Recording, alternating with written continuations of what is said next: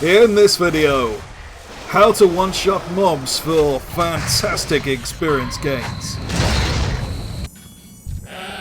Obtain superpowers. Wield the mightiest weapon.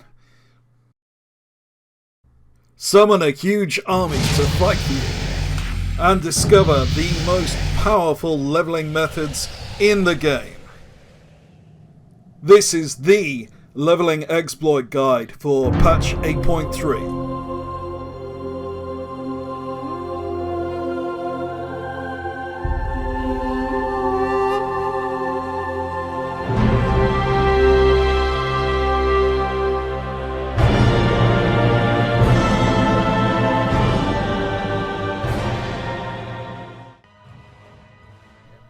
Hello and welcome to Archvelder's Hacks with Archvelder and his amazing hacks.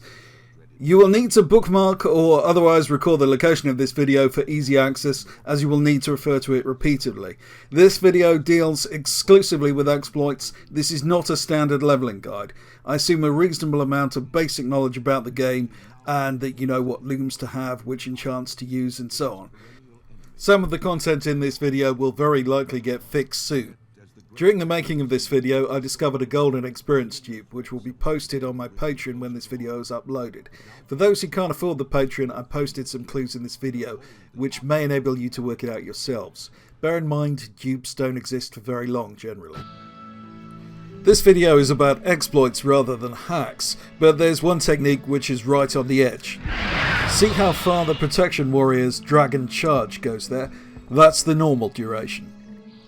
Now watch what happens if we lag the client with a program such as lag 7 for 5 seconds.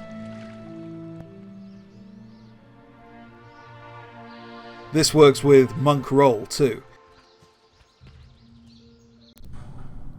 Now from level 1 to 10, basically all classes should mob grind. This works really well at low level because you can exploit the scaling. A character with a damage over time attack and basic looms, i.e. no rings, can kill a mob with a single damage over time effect in this bracket. You don't want to do the intro quests because, as we'll see, they become very valuable later. Think of them like a valuable resource that you want to use at the best possible moment. Now, there are some powerful exploits which work well for this mob grinding approach. Tauren have this area in their starting zone with multiple hyper-spawning boars. There's a quest here named Feed of Evil. You'll just need to complete half a dozen intro quests to get to this quest. And this quest allows you to drop a torch into the boar's trough, which fears a number of them and then causes them to die, provided you get some kind of attack in on them first. You should receive full XP for the kill, effectively one-shotting the mobs. This is literally the fastest method to go from 1 to 10. The only speedrunners I've seen beat it have got lucky with rares and chests. Blood Elves have an excellent opportunity, especially for melee classes, in the quest Unexpected Results, offered by Apprentice Miverda here in the East Sanctum. That's in Eversong Woods. Starting this quest causes 3 undead mobs to spawn. Once you've finished killing the mobs, you can abandon the quest and restart it again, thereby causing the undead mobs to spawn endlessly. Special macros, which I'll link to below, help speed up this process. This exploit is particularly appropriate for melee classes. These methods can be practiced all the way up to level 60, or indeed all the way to maximum level, using the Party Sync exploit I'll show later in the video. However, they become less efficient after level 10 due to the way scaling damage and health pools work. Orcs can use a trick to exploit the way NPC pathing works and use this fence to get out of attack range. Now, at level 10, I would recommend all races going to Silverpine Forest. The obvious exception being goblins, who will have to complete their starter zone before they can access the world proper. though it's always worth checking whether something like Refer a Friend or Teleport Moonglade will get you out of the zone early, as those things have worked sporadically over the years. Now, when you get to Silverpine Forest, head to Forsaken Command and the quest giver Grand Executor Mortis. He'll have a quest for you entitled The War Chief Cometh. Now, this begins one of the most efficient and speedy quest chains in the whole game. Complete all of the quests until you reach Taking the Battlefront. At the conclusion of that quest, you'll be sent on a series of quests where you're given 3 powerful NPCs. Travel down to South Point Gate.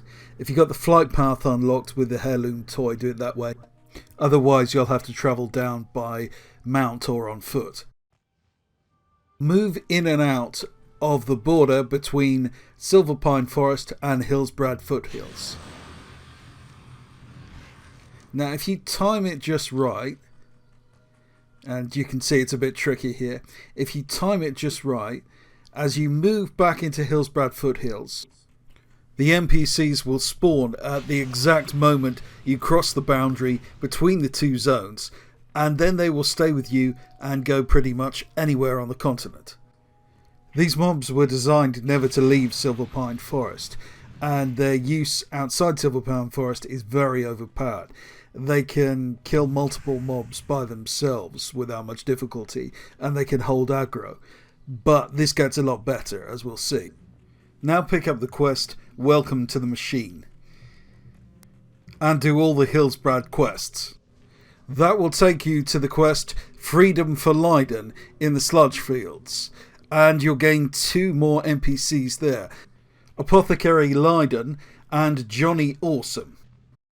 Leave the Sludge Fields, and on the boundary with Hillsbrad Foothills proper, move in and out of the zone as I'm doing here. And again, the objective is to get the 2 NPCs, Apothecary Leiden and Johnny Awesome, to spawn just as you're leaving the Sludge Fields, so they spawn outside their intended zone, and again can follow you anywhere. These NPCs can do an amazing amount of damage. Basically anything you tag, they will kill. It provides a dramatic increase to your leveling speed. The only real problem is that if you hearth or use a flight path, they will despawn, which is why I'm going into great detail about which route to take them. Complete the rest of the quests in Hillsbrad Foothills, but obviously don't complete the Sludge Fields chain or you'll lose Johnny and Leiden. Go straight to South Shore. Also, you may not want to do the Orcus quests. One of his quests teleports you without warning and you'll lose your NPCs. If you are prepared to go back and re-glitch them, then if you complete the Orcus chain, you'll get a whole load of new quests in Taran Mill, which are pretty efficient to complete. Once you've finished up in Hillsbrad, you can head to Arathi Highlands. The increased DPS and aggro range of your NPC party really kicks in here, especially in Stromgarde where you've got a ton of NPCs to fight through. When you've finished in Arathi, head north to the hinterlands through the Dwarven Passage, moving to Hiawatha Station and then through to Reventusk Village. This feels slow at first, but it really speeds up when you get to Reventusk. There's a ton of quests in close proximity. So now it's time to head up to the Western Plaguelands. Again, like most of the zones I recommend in this guide, this is a fast, linear, intelligently designed zone, which would be an excellent choice even without exploits. Complete all the quests up to combat training. Now here you receive a Valkyr pet, which itself can enslave 4 of these undead farmer NPCs for you. Now this is a fantastic power grinding opportunity, possibly the best in the game, since you have a potential 10 quest NPCs to fight for you in a hyperspawn zone. For most players who are not speed leveling, doing this is actually faster than questing, and it's very easy. But if you don't want to do that, there's a way to glitch the farmers out of the zone with you and quest with them. The method is different from before. You go to the edge of the zone. Normally when you leave it, the Valkyr and the farmers will vanish. However, if you dismiss the Valkyr at the exact moment you cross the threshold, the farmers will follow you through the new zone, adding 5 mobs to your increasingly megalomaniacal army. It's a lot of fun.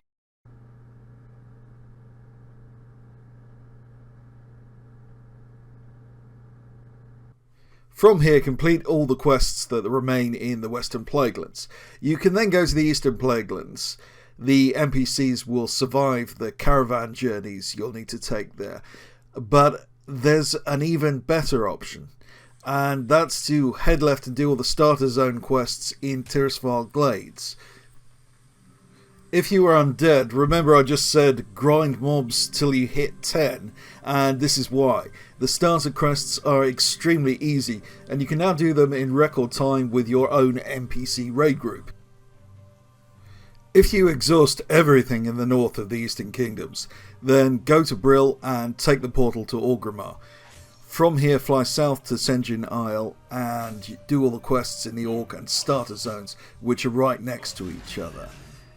Again, the starter zones are absurdly fast now you can mount up. If you somehow still aren't 60, then do the Ashara quest chain.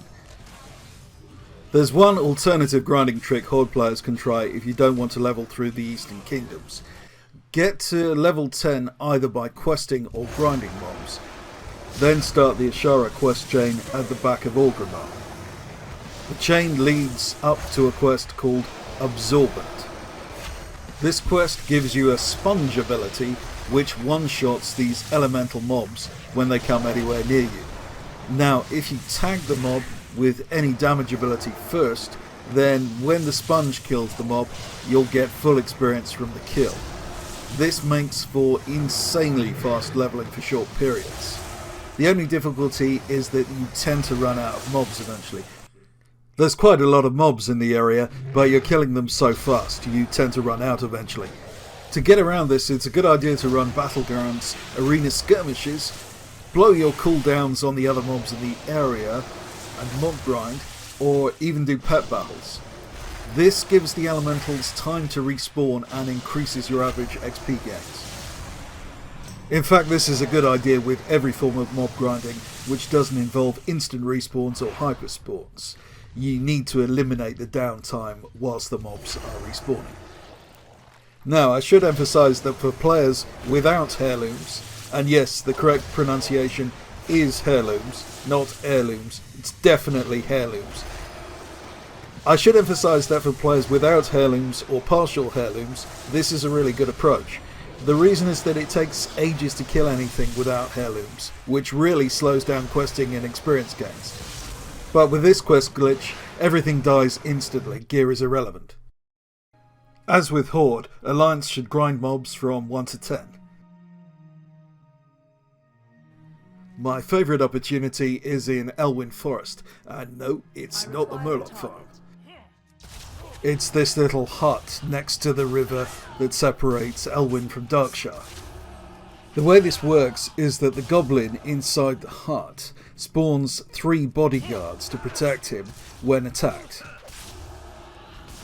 The goblin's respawn time is very short, only 15 seconds, so every 15 seconds you can spawn the goblin and his 3 bodyguards. That's 4 mobs to kill. The thing I love about this is if you've got decent AoE, then you really only need to use 2 buttons here. For example, with this mage I'm leveling here, I only need to press Arcane Barrage and eat, that's it. And that, in theory, could take you all the way up to 60 or even more using the P-Sync glitch I'll explain later. This would be very simple to automate without any special software. You could just do it with a mouse recorder. However, be aware Blizzard really dislike any form of automation. A special mention should be made of Worgens. Now, currently the Worgen starting zone is very buggy and largely unplayable.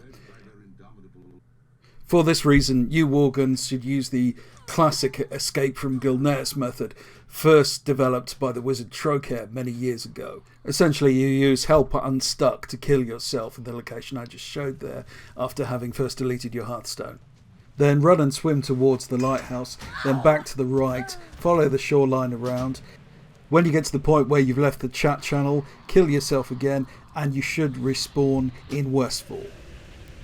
If you need any further guidance, I'll link to the original video in the description below. At level 15 you can head to Red Ridge Mountains. Complete the John J. Quishan quests, right up to the penultimate quest, Showdown at Stonewatch. Now this quest gives you 4 NPC helpers that can be taken anywhere in the zone and give you some useful buffs.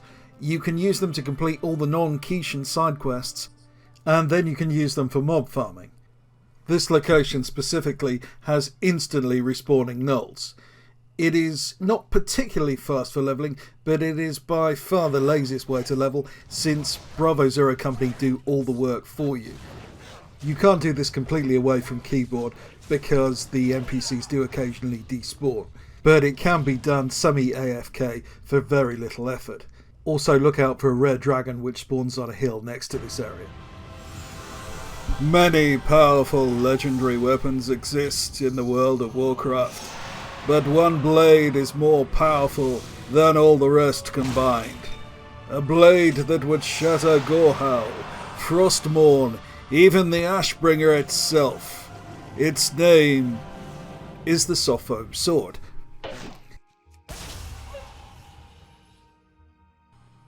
Yes, due to a monstrous coding error, the toy item Soft Foam Sword is currently the most powerful leveling weapon in the game. It reduces 90% of the health pool of every mob in world. How did this happen? It was originally intended to be a way for max level players to complete certain quests where you had to damage but not kill a specific mob. However, when scaling was brought in a few patches ago, the code wasn't altered. Now, the sword was originally designed to work on mobs 20 levels below, but of course now all mobs scale with you in a zone, but the sword still behaves as if the mobs are stuck at their original levels. So for example, at around level 35 you can one-shot any mob in Elwyn, since originally all the mobs were more than 20 levels below that. The sword takes 3.2 seconds to cast, so it is very useful for undergear players and situationally useful for players with strong DPS. Moreover, it works very well on the higher health pools of named mobs and rares. Because the sword doesn't actually kill the mob, it just brings them close to death. You'll want to use an instant cast ability at the moment that the sword connects. The sword is not on the global cooldown, so that should mean a one-shot kill. The sword can be purchased from toy vendors in Stormwind, Orgrimmar, or Geppetto Joybuzz in Dalaran. At level 35 you can head to the Western Plaguelands, and here you can acquire some powerful NPCs when you level through the zone and reach the quest Combat Training. It's no accident that this quest has the same name as a similar Horde quest, which you all have already seen if you watched that section of the video. The method to glitch the farmers out of the zone is the familiar one we used with most of the Horde NPCs. You back in and out of the quest zone boundary to exploit the latency involved with the NPC spawn. Takes a few tries. The NPCs can be taken anywhere in the Western and Eastern Plaguelands. They provide a significant DPS increase and can hold aggro to some extent. Again, as with the Horde NPCs, they will not survive through a flight path or a hearth. All NPC quest helpers can be healed, and the farmers benefit from healing especially, as they have a habit of wandering off and getting themselves killed. At level 40 you can try the following alternative approach and go to Fuse Light in the Badlands. Complete the first few quests you get until you reach the quest "It's Goat Time Baby!" This is one of the most fun exploits you can do. Just run around tagging goats and then using the quest item to blast them. Watch what I'm doing here closely. You have to blast the goats downward, too high, and they vanish and you don't get XP. You must tag the goat first to get XP. There's quite a lot of goats and they respawn relatively fast, making this a nice way to level up. This exploit was originally discovered by a guy called Amalis at Encore back in 2014. Back in 2014 there wasn't any scaling, so this only worked for a couple of levels. but nowadays it's really powerful as you can do it up to level 60 and beyond using the P-Sync glitch I'll cover shortly. Worth mentioning also a priest-specific method. In the waters around Faldir's Cove in Arathi Highlands, there's a mob called Daggerspine Sorceress, which, when mind-controlled, can cast a powerful intellect buff on the priest for 30 minutes. This is the only way for a priest to get an intellect buff at low level.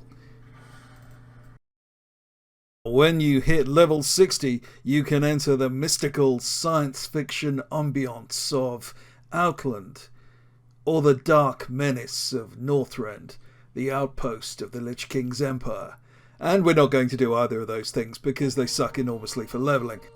The problem is the zones are now very old and not particularly well designed.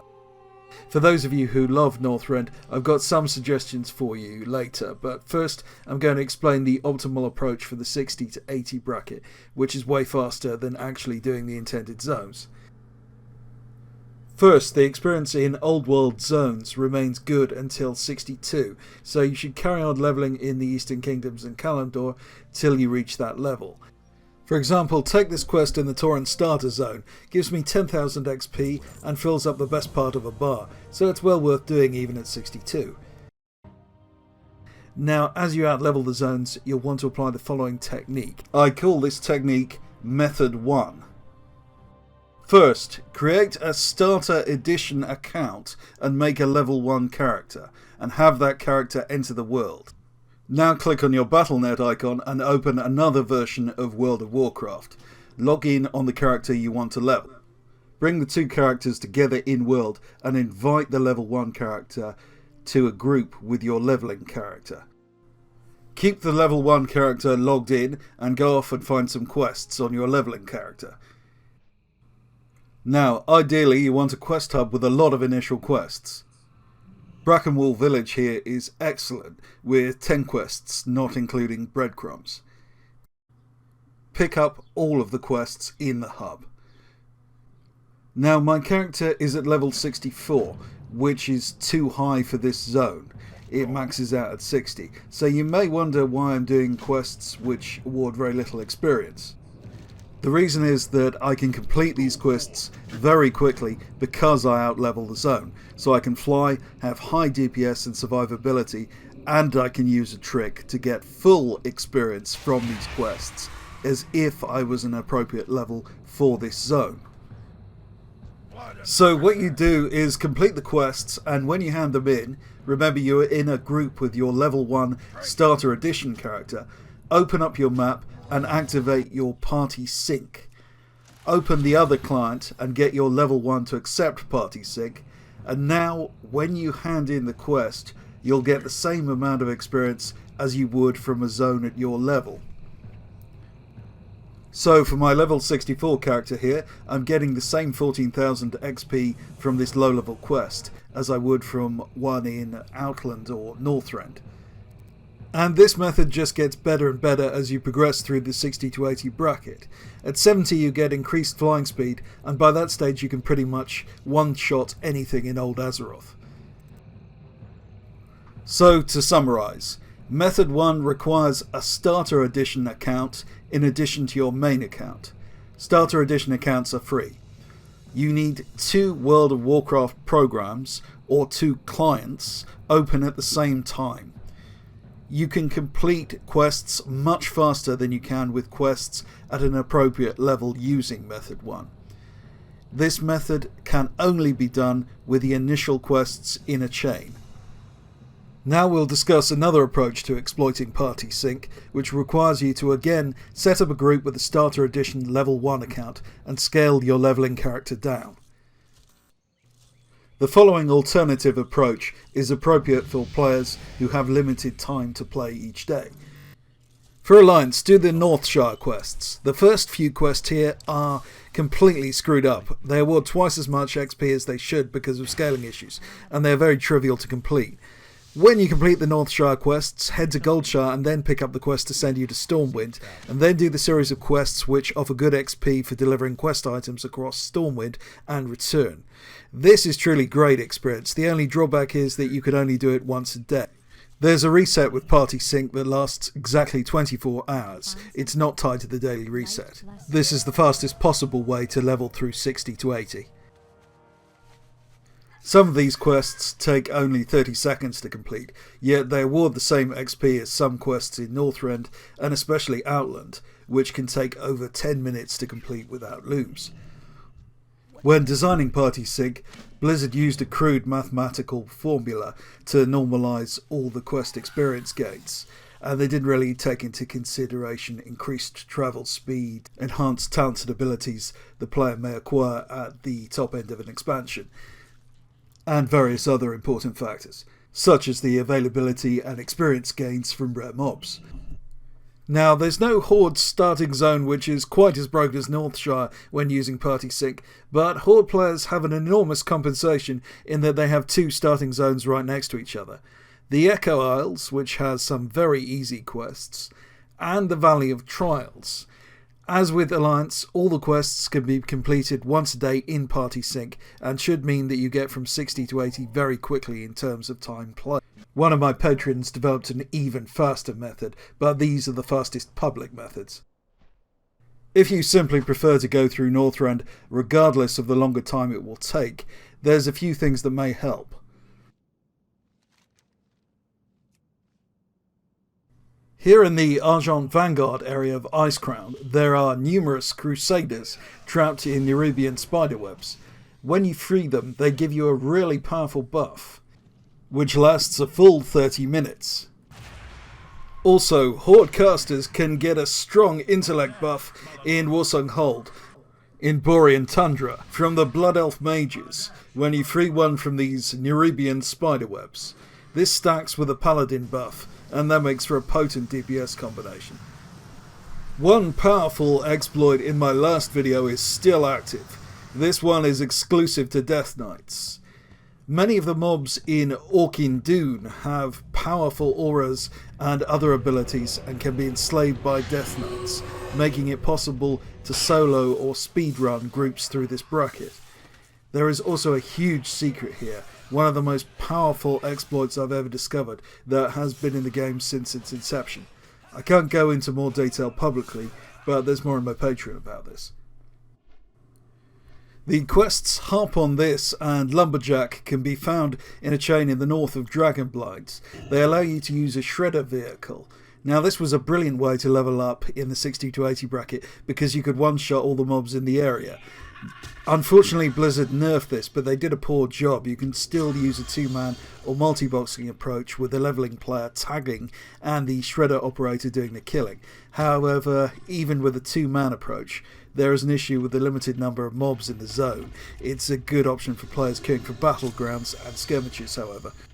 There's another similar quest called the Thane of Voldrun, where you can one-shot hostile mobs using a dragon within the boundaries of the zone.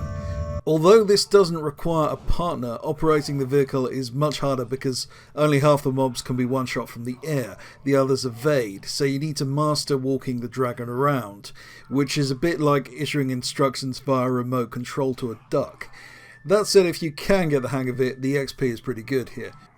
So now you can see underneath pleasant patterns. Learn yourselves. At level 80, things get much easier as you can upgrade your flying speed from your riding trainer and enter Pandaria from the hero's callboard in your faction capital. You don't need to do anything special here, just download the add-on Handy Notes Pandaria Treasures and Lost and Found, and then find the treasures on the map. The XP is ridiculous from doing this. Look how much XP I get just from the one treasure here.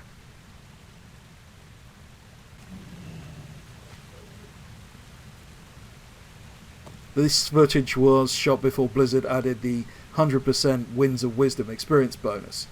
With that buff and Alliance's 25% War Mode bonus, you are looking at well over half a level just from the one treasure.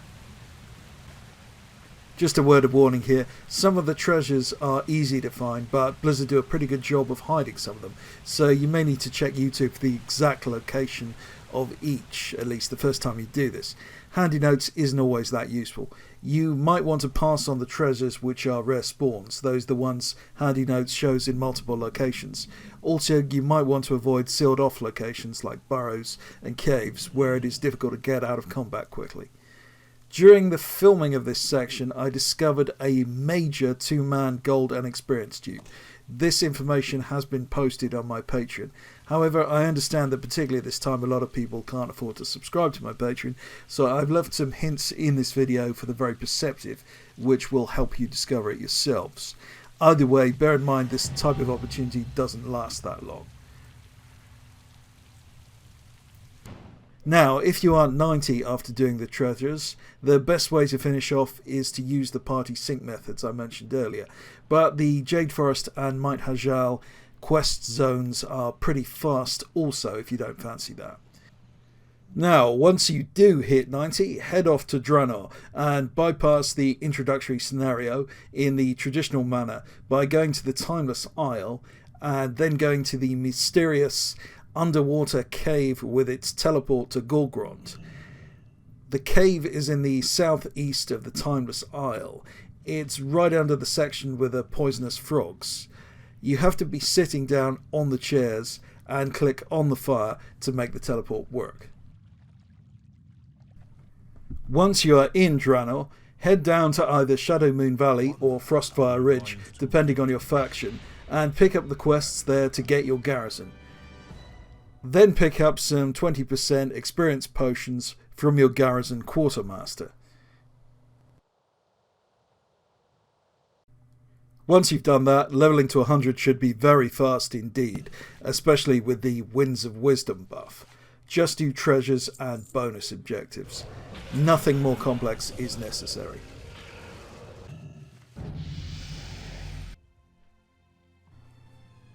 At level 100, go down to Stormwind Docks, or the harbour at Orgrimmar, and pick up the quest to be prepared.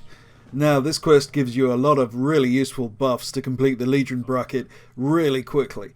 Especially useful is the Polished Armour buff, which gives you a 30% boost to your armour. There's also a Holy Enchantment buff you are given. It's less obvious what this one does, as it turns out it deals increased damage to demons and undead. Now, there aren't many undead on the Broken Isles, but there are obviously many demons, so this is well worth having. Finally, there's a versatility food buff if you need it.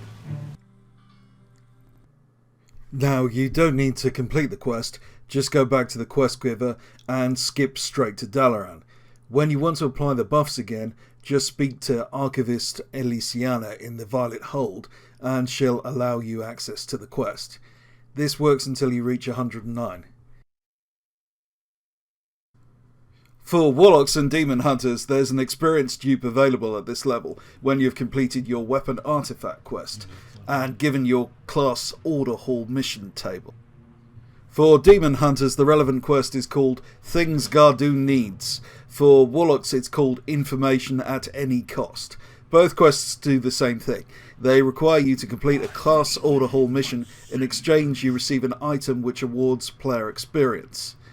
You can simply take the experience from the item, drop the quest, pick it up again, run the mission again, and keep getting player experience. This is not a true dupe because it costs 20 Order Hall resources. However, Order resources are not particularly difficult to get, especially if you have a main. The easiest way to gain Order resources is to run Legion dungeons on a max level character.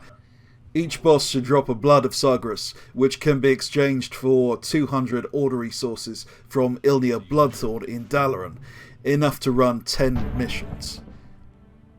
For other classes, the standard method of doing Legion is just do Demon Invasions. These will get you 1 to 1.5 levels normally, and with the Winds of Wisdom buff, that will be up to 3 levels just from doing 6 quests. Demon Invasions generally only take place for 6 hours once a day, at least at a time when anyone is awake. You can check when the next one is at legioninvasiontimer.com. Every other leveling guide talks about the Demon Invasions, and they're indeed very fast in terms of overall time played. However, you do have to wait around for them. Legion bonus objectives are generally seriously undervalued. Done intelligently, a combination of bonus objectives and questing is actually faster. For example, in Lunar Wing Shallows, if you add up the quests in the area and the bonus objectives, this adds up to more experience than a demon invasion. It takes no more time than an invasion, and crucially you don't have to wait around for the bonus objectives. They can be done at any time. Lunar Wing is relatively unusual in that it has several quests ready to start and a bonus objective. I found that you come to a lot of bonus objectives quite near the start of a zone's main quest line. For example, the Wretched Sisters bonus objective to the northwest of Lunar Wing has quests associated with it very near the start of the Val'sharah quest chain. A simple strategy to take advantage of this is to start a quest chain until you hit a zone with bonus objectives, and complete the quests and bonus objectives, then do all bonus objectives in a zone and move on to the next one. All your questing should be focused around bonus objectives. Questing itself is not efficient, but when combined with bonus objectives, it is very effective.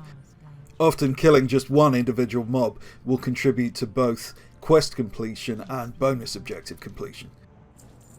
And now it is time to move on to the greatest expansion Blizzard has ever made, Battle for Azeroth, the jewel in the crown that is World of Warcraft.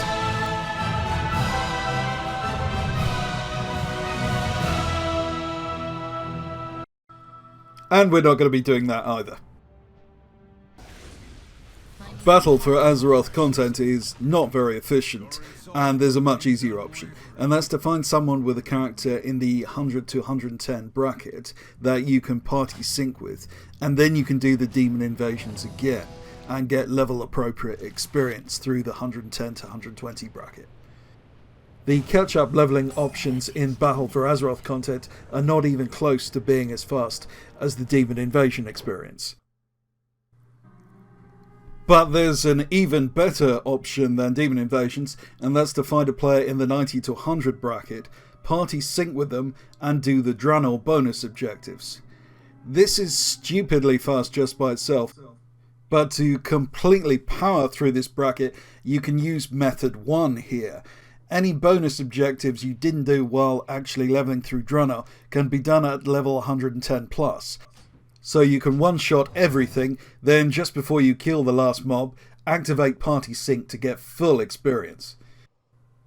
If you do this with a bonus from Looms, Draft of the Tanned Lands, Alliance War Mode and the Winds of Wisdom bonus, you'll be getting half a level for each bonus objective, most of which can be completed in minutes, with or without using Method 1. Many bonus objectives are easier to complete than entire quests in BFA, which award a fraction of the experience. If you can't find someone to group up with, then just continue to use Method 1 in the Eastern Kingdoms or Kalimdor. One alternative route through the 110 to 120 bracket is time walking. Now, time walking is a periodic rather than continuous event, so you can only do it when it's happening. Time walking awards amazing XP when a run is fast and efficient. The problem comes when you get a pug group where people die repeatedly to mechanics or leave.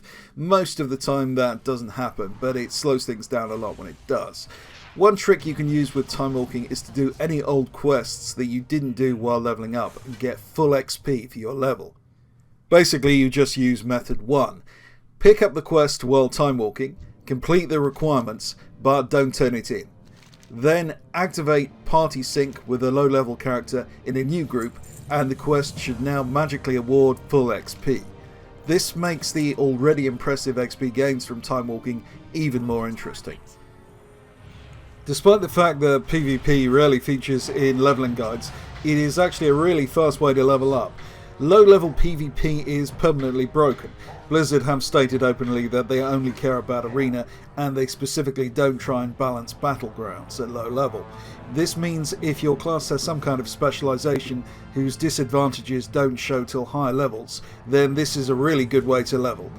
For example, arcane mages have difficulty at max level because they are designed to run out of mana. However, at low level, most players you encounter will die after a few volleys of arcane missiles. skill doesn't really come into it. You can often kill players using only one overpowered ability. There are lots and lots of ways to exploit PvP, and the subject is way too big to get into here. One of the simplest methods for ranged players is to simply find ways to get out of melee range, as I'm showing here. Through 1 to 60 you're getting an average of something like a level even without the Winds of Wisdom buff from a win, with an average battleground length being around 10 minutes. It's also a viable alternative to levelling through the 60 to 80 bracket. The class guides and PvP guides on this channel have a lot more information on this subject. Pet battles enjoyed a brief period of popularity as a form of levelling after the 7.35 changes, but in the current patch they are not an especially good way to level, generally speaking being 10 to 20% slower than most other forms of levelling. There's still a few reasons why you might want to try it. It's very easy and you can level up pets and potentially sell them on the auction house. Pets do not sell that often, but when they do they can sell for thousands or even tens of thousands of gold, with significant premiums charged for level 25 pets. You could even use that gold towards a boost. One trick from my top 50 tips video is worth repeating here. When you are waiting in the capital city for a queue to pop, you can keep your XP going up by doing pet battles. There's no other way to fill in this downtime. Okay, so there's the video. I hope you enjoyed this long, strange trip. If you liked it, why not subscribe? And if you're really curious where this mad little bunny hole goes, you may want to consider joining my Patreon. However, if for whatever reason you just don't want to do that, be aware I'm committed to creating the best possible content on this channel for free for the foreseeable future. Just a few words about the Patreon. Mainly I put content on there which could never be posted publicly because it would get hotfixed. It is not designed to cut anyone out of the loop. In fact, the Patreon allows me to go on making videos for free. As should go without saying, I am intensely grateful to my patrons for the financial support and also the huge amount of non-financial support that they give. Thanks for watching. This has been Archvelder.